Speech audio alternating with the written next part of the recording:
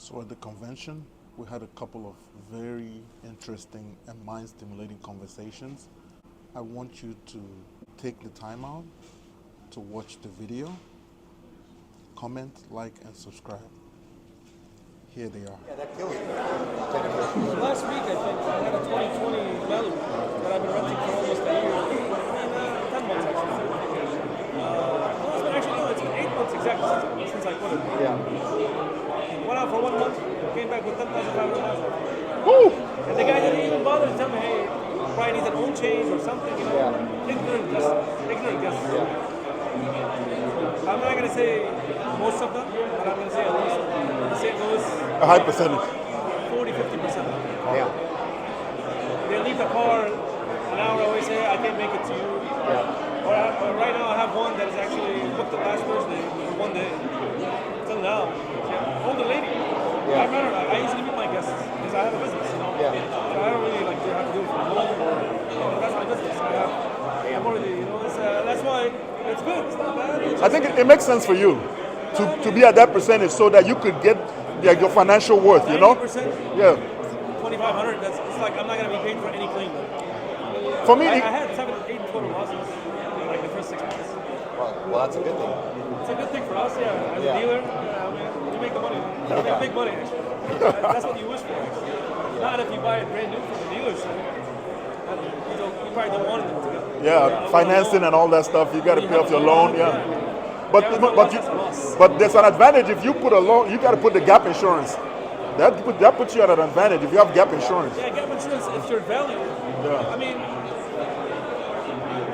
true, but It helps you, you know. it helps you if you have a loan. Yeah, if you have a loan, All yeah. my car's cash. I don't really. No, I understand. I'm just saying for people that have a loan, so that they're not discouraged, you know. You know that. No, it makes sense. But you are up.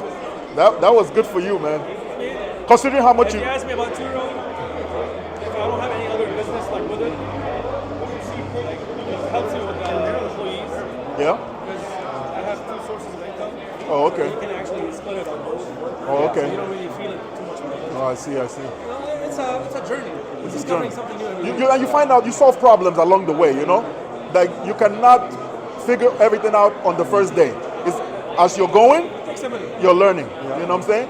You're learning things that you should stop doing, things you should start doing. You know what I mean? So, and then this conference is like a cherry on the cake on all that, because then you meet people, oh my God, this is not working for me. This might work for you, you know? So The only issue I have is rating. I'm sure everybody has it. yeah, everybody has that. Yeah, we've been talking about I don't like that. to pressure people until you get ratings. It doesn't make sense. The same thing, the first thing I would do, at least, maybe 20 cars. Yeah. I mean, because now that's a 4 cars, you're still not a full-time business. But when you get to like 15 or 20, But I think I understand why they made it 4 cars, because some people have 4 powerful cars that bring in a lot of revenue. You know what I mean? Like if you think about the guys with like say, It's still not a business. still not They're not taking it consuming. serious. but some people are taking it seriously at 4 cars. Some people. There's a lot of people with 4 cars taking it seriously. 4 cars was a joke, man. When I had 4 cars, it's like, I'm not doing anything. But don't forget, some people have Ferraris, bro. Some people have Lamborghinis. Some people have McLaren. You know. It's the time. I'm talking about time watch. Even if you have the Ferrari. I just think that people with 4 cars, they see the businesses a lot differently. But think about it. You have 4 cars that is worth like over 100 grand. Yeah. So think about those guys. You know what I mean? Well, then you do for luxury cars. You do different. I think they looked at the data. They looked at the data and they saw the discrepancy between cost of cars, because you could tell me you have 20 cars, right? But a guy has one Rolls Royce Phantom and all your 20 cars is not worth the same as the Phantom. You know what I mean? Yeah. So that's the discrepancy. The income that each car is bringing. So they had to look at the numbers and say, okay, 4 cars is the sweet spot. 20 cars or 50 cars, cheap cars. But you see if they do still that, make more money than one Rolls Royce. but if you see if they do that, if they do that, it's unfair to the guy that has a bunch of luxury cars. A guy that has like one Rolls Royce Phantom and one McLaren. It's unfair to him, you know? So that's the This issue. guy, Who's that? I watched this show the other day on YouTube? Netflix. Netflix, okay. You know, my wife kept pushing me, like, I need to see it.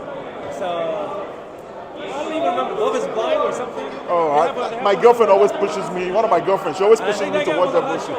Oh, yeah? The Arab version. Oh, okay. have the same thing in Chicago.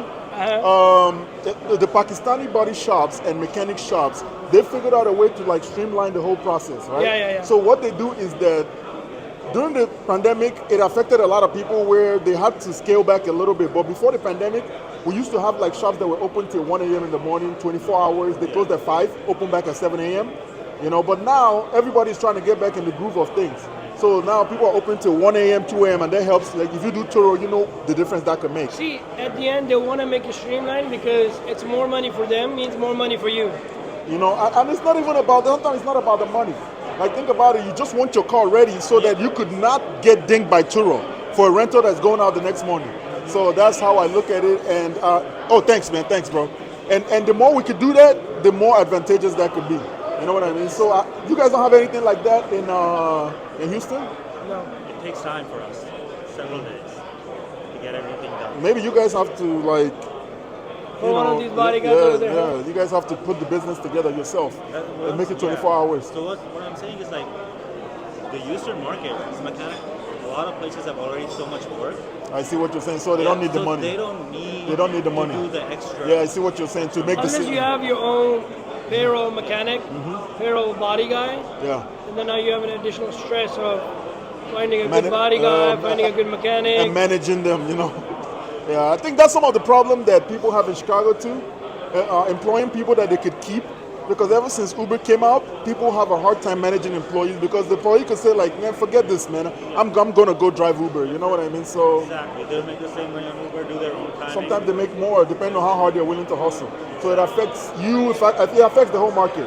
Uber was a market disruptor. They disrupted a lot of people and businesses because now people have an option. They can say, if I'm gonna go drive, you know, I'm gonna go, do Uber Eats, I'm gonna go do DoorDash. They have options now, unlike before, where you have to stay with your employer.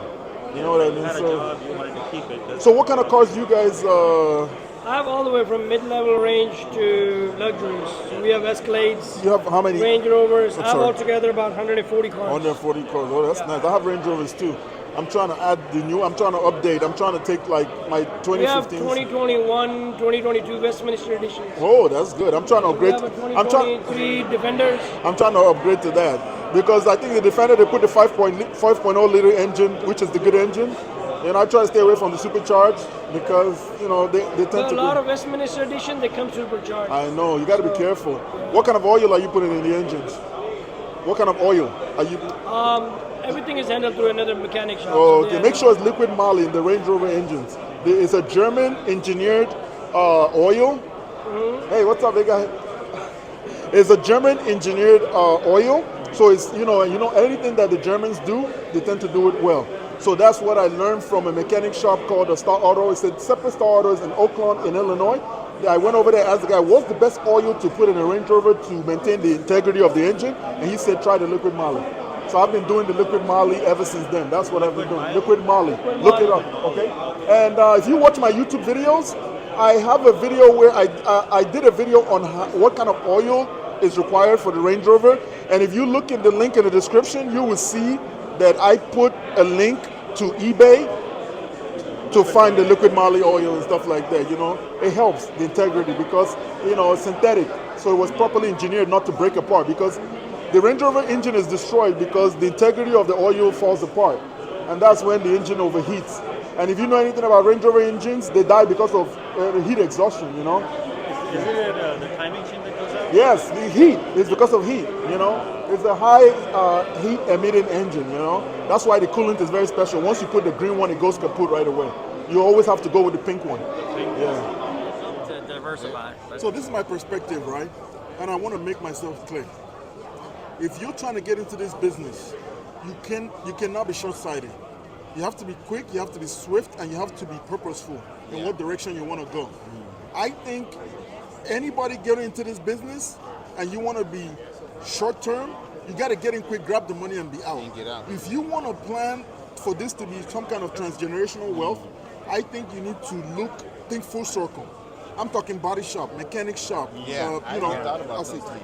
dealership, and then car rental, and then try to find all the little ways to generate like little revenues around all that business.